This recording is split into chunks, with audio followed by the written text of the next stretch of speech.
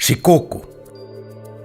Ta on koer, kes elab kooskõlas loodusega ja kellel on äärmiselt tugev ellujäämisinstinkt. Ta armastab nunnutamist ning vastab sellele samaväärselt, kuigi vahel võib tema alalhoidlik loomus sellele ka takistuseks saada. Ta on ustav sõber ning ootab rõõmuga sinu käsklusi. Aga kui Shikokut pole juba väikesest peale harjutatud erinevate sotsiaalsete situatsioonidega, võib ta võõrastele endast hoopis teise mulje jätta. Lapsi ta armastab ja austab, kui nad temaga vaid samamoodi käituvad. Ja selleks, et need kaks omavahel hästi läbi saaksid, on mõlema puhul hädavajalik hea kasvatus juba sünnist alates. Intelligentse koerana on ta kiire õppija ning pädevale omanikule on tema koolitamine puhas lust. Shikoku vajab järjepidevust ja mõistmist, et just sina oled peremees. Samuti vajab ta palju trenni. Piisab küll igapäevasest jalutuskäigust, ent üks korralik jooksutiir on veelgi parem.